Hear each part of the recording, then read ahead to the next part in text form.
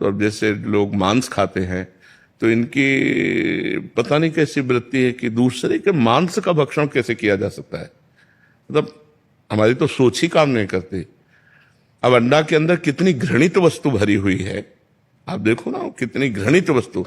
उससे स्वास्थ्य इनमें शक्ति नहीं, मुर्गा मुर्गी बकरा बकरी में शक्ति नहीं, तक शक्ति है साधना में, तपस्या में, ब्रह्मचर्य में, भगवान से जुड़ने में। आप जुड़ करके तो देखो, ये गंदे भोजन छोड़ो, जो मांस मछली आदि है। काफी सारे जने बहुत सारी मात्रा में ऐसे होंगे कि जो भगवान का भजन भी, मतलब मंदिर भी जाएंगे और तामसिक भोजन का भी आहार करेंगे। बिल्कुल नहीं, बिल्कुल मतलब इसे कुछ मंगलवार को हनुमान जी के जाएंगे, मतलब इसे कुछ नहीं होने वाला। सबसे पहली बात है हमारे आहार शुद्धि, मन शुद्धि। देहाती भाषा में कहते हैं जैसा खाओ अन्न वैसा बने मन। देखो, अगर हम शास्त्र की आज्ञा का पालन नहीं करेंगे और मनमानी आचरण करेंगे तो नरक जाओगे। पहले आहार शुद्धि, मन शुद्धि। अगर जैसा खाओ अन्न वैसा बने मन। किसी भी प्राणी को दुख देना। हनुमान चालीसा का भी पाठ करते हैं।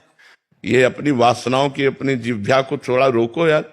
शराब पीते हो, मांस खाते हो, अंडा खाते हो, इस तरह के व्यवहार करते हो, और हनुमान जी और शंकर ये ऐसे प्रसन्न हो जाएंगे, ऐसे काम बन जाएगा? कुछ नहीं बन जाएगा। अवश्य में भोक्तव्यम कृतम कर्म शुभाशुभम। जो तुम कर्म करोगे तुम्हें भोगना पड़ेगा। चाहे मुर्गा हो, चाहे बकरा हो, सब जीव अपने प्राण बचाना चाहते हैं। सब जीव, तुम उनको काट कर खाओगे, वो भोगना पड़ेगा। राम जी के रूप में भगवान ने यदि बाली के चरण में बाण मारा तो भगवान श्री कृष्ण के चरण में व्याध के रूप में उसने बाण मारा।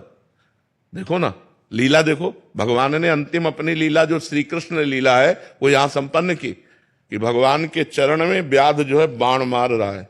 अब आप विचार करो, जब वो सरकार समर्थ होते हुए भी अपने लीला का लीला दर्शन कराते हैं। श्रवण कुमार के वध का संयोग बन गया दशरथ जी के हाथ से, शब्द वेदी बाण मार दिया। तो देखो, उनका जो कर्म था वो तड़प तड़प के अपने पुत्र भगवान राम के वियोग में प्राण त्यागना पड़ा कि नहीं पड़ा? भगवान उसको मिटा सकते थे, लेकिन भगवान नहीं मिटाते। अवश्य में वो भोक्तव्यम, गीता जी में कहा है।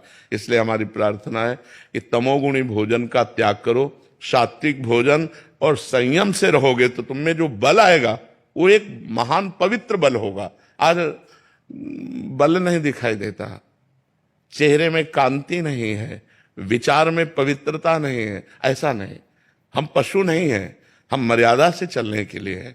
हमारी मर्यादा बनाई गई, शास्त्र मर्यादा हमारी कानून व्यवस्था है। यदि हम शास्त्र मर्यादा से चलेंगे, शास्त्र कानून से चलेंगे, तो हमारा मनुष्य जीवन सार्थक हो जाएगा, नहीं तो निरर्थक हो जाएगा। जैसे आजकल बच्चे कहते हैं हम स्वतंत्र हैं। नहीं, स्वतंत्रता नहीं।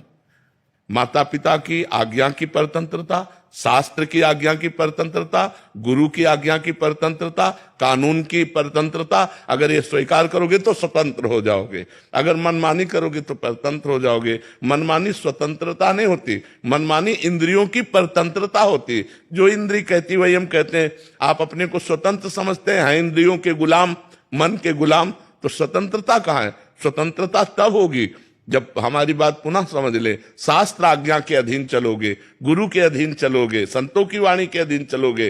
भगवान शास्त्र और संतों के रूप में विराजमान है, तो आप स्वतंत्र हो जाओगे, माया मुक्त हो जाओगे। तो आचरण और भोजन, ये दो का बहुत बड़ा योग है। अगर हमारा भोजन ठीक तो हमारे आचरण ठीक होंगे, हमारे आचरण ठीक तो हम भगवान को प्रसन्न कर सकते हैं।